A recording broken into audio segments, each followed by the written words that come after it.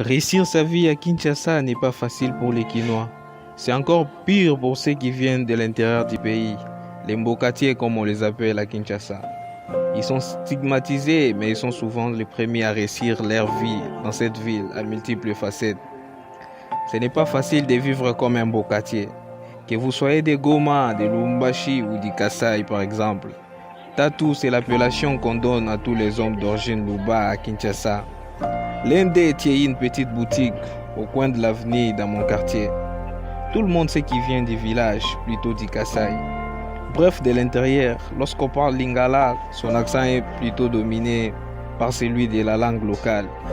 Les Chiluba en coulisses beaucoup les critiquent pour cela.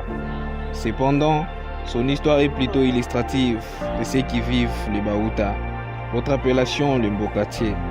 Quoi qu'ils soient victimes des insultes, c'est pourtant eux qui réussissent souvent à Kinshasa. Un peu de temps, l'homme se construit une petite entreprise commerciale. Suite à une discussion avec un jeune du quartier, j'écoute ce dernier lui lâcher sans honte Tatou Mbokatier Mouta. Oyebi koloba lingala te yo. Bozela. Tokozongi Sabino Namboka. Stigmatisation, insulte, préjugés. Sous une pluie de comportements méprisants que vivent la plupart des gens qui viennent de l'intérieur du pays. Pour les Kinois, celui qui vient de l'intérieur du pays est un villageois. C'est un Mbokatier, un Mouta malheureusement. C'est ce genre de personnes méprisées qui prospèrent dans la capitale.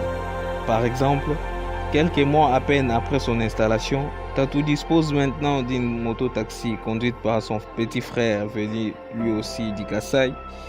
Il est également propriétaire d'une boutique plus grande que celle d'il y a un an lorsqu'il s'était installé. Pendant ce temps, les jeunes qui l'ont insulté continuent toujours à tourner en rond dans les quartiers. Mendia même du Chimboki ou de la Guinée, cette mendicité est une forme déplacée de ce qu'on appelle de la quinoiserie. Si les Mbokatiers réussissent à Kinshasa, c'est parce qu'ils vivent avec la détermination de réussir.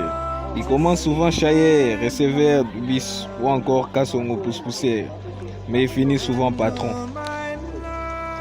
La quinoiserie est l'inverse des Mbokatiers. Si les Mbokatiers se font insulter pour leur origine, les Kinois aussi subissent des insultes, non pas à cause de leur origine, mais plutôt leur mauvais comportement. La quinoiserie est un mot péjoratif que je n'approuve pas du tout, mais qui nous colle souvent à la peau. Les Kinois, un peuple fier, pour qui être bien habillé, bien coiffé, être propre, se sentir bon et bien se tenir devient une valeur importante qui est transmise tôt aux enfants. C'est quoi alors être un Kinois? Plutôt c'est quoi la quinoiserie? Ces mots n'ont pas de définition, je m'efforcerai quand même de le définir. Il s'agit d'un ensemble de comportements souvent péjoratifs.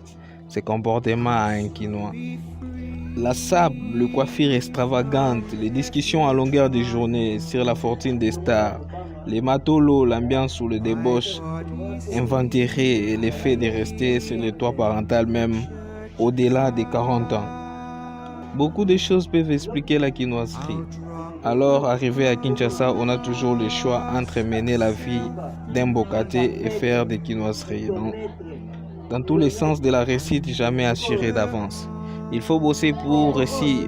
Cependant, le choix est clair. Être un bon Kinois, c'est d'abord parler un bon lingala, mais aussi, surtout, avoir du courage dans tous les sens du terme. Courage de travailler, de bricoler, courage de mentir, de voler et de créer des scandales. Les Kinois, on aime vivre au-dessus de ses moyens. Manger, s'habiller, paraître plus que le permet notre salaire. Si tu veux devenir Kinois, sois le bienvenu.